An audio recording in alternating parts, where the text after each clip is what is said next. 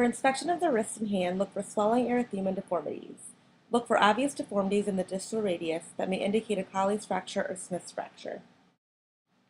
Palpate the distal radius, looking for tenderness, which can be important in patients that fall onto the outstretched hand.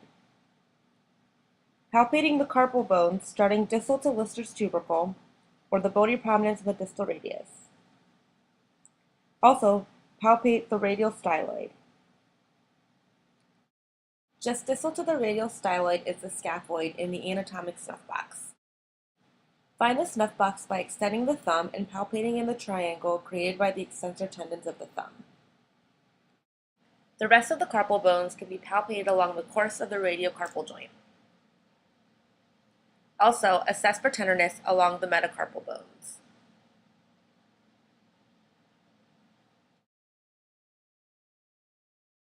For inspection and palpation of the elbow, start by evaluating for effusion, swelling, erythema, and warmth. There are several important areas to palpate on the elbow. On the medial aspect, palpate the medial epicondyle, which is the bony prominence on the medial side which extends from the distal humerus. This lies proximal to the olecranon. Also make sure to palpate the olecranon. The olecranon has an overlying bursal sac. In cases of bursitis, the bursa may be filled with fluid with overlying swelling and erythema, which may resemble a golf ball. On the lateral aspect of the elbow, find the lateral epicondyle by palpating down the distal humerus. Additionally, on the lateral aspect, find and palpate the radial head.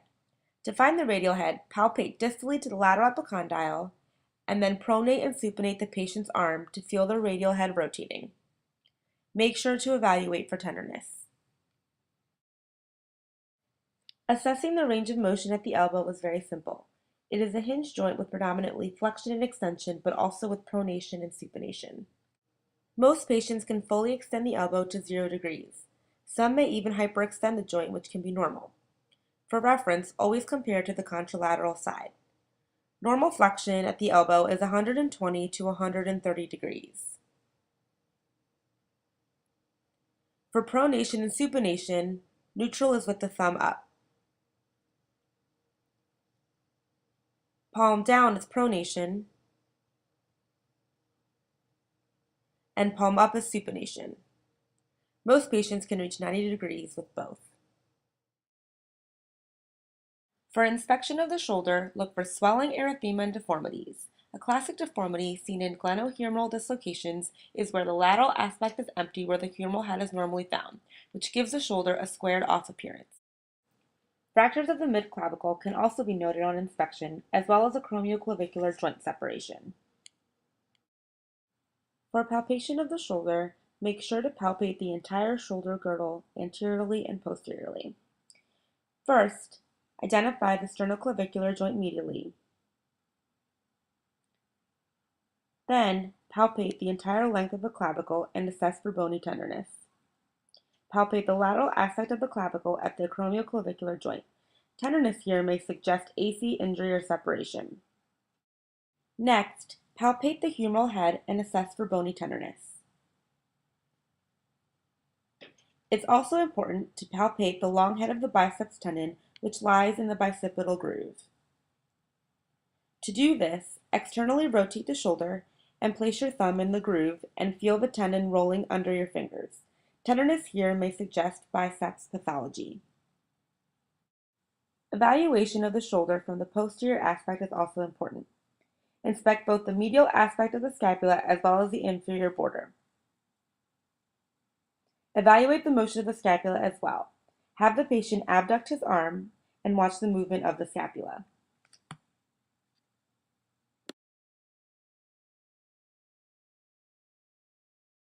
When initially evaluating the foot and ankle, look for swelling, erythema, and deformities at both the ankle and the midfoot. Palpate the lateral malleolus and evaluate for tenderness at both the anterior and posterior aspects. Tenderness at the posterior aspect gives a high suspicion for fracture.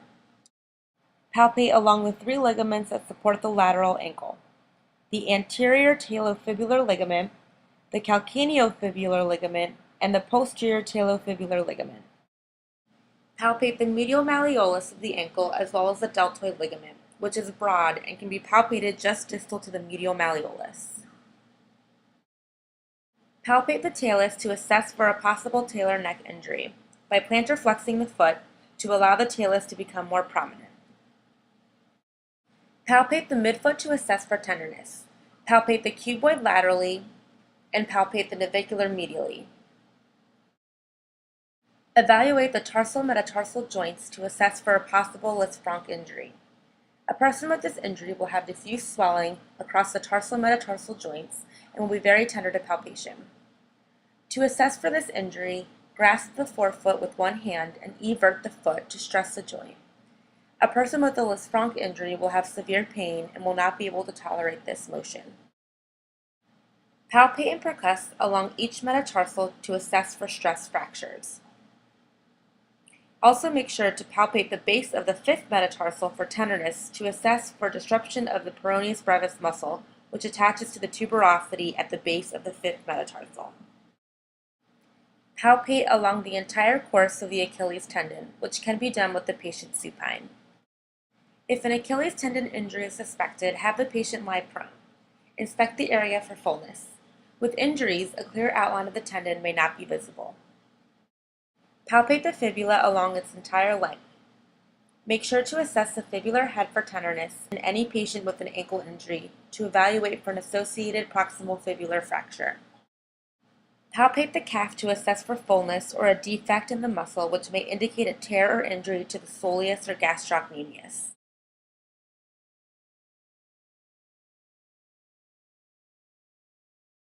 For inspection of the knee, start by looking for swelling, erythema, and deformity. Compare the knee to the contralateral side. Palpate the proximal tibia, the patella, as well as the distal femur for bony tenderness and deformities which may indicate a fracture. Palpate the popliteal fossa to assess for swelling or a palpable cyst that may indicate that a Baker cyst may be causing the patient pain or restriction of their range of motion. Palpate along the medial joint line to assess for tenderness along the medial collateral ligament. Also, palpate along the lateral joint line to assess for tenderness at the lateral collateral ligament.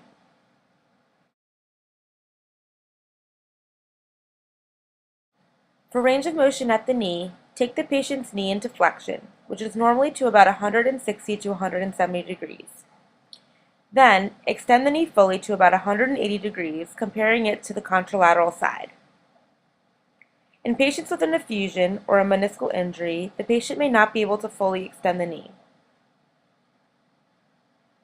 In contrast, with PCL tears, patients may be able to hyperextend the knee. Range the patient's knee from flexion to extension multiple times to assess for crepitus. For initial evaluation and inspection of the hip, evaluate for limb length discrepancies. Have the patient lift up their pelvis and then sit down with the legs extended and line up the medial malleoli. In hip dislocations, the affected leg is typically shortened. For posterior dislocations, the leg will be internally rotated. A simple way to initially evaluate the hip is to place your hand on the leg and internally and externally rotate the hip.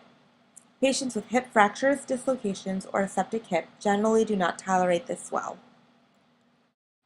Next, palpate the greater trochanter to assess for bony tenderness.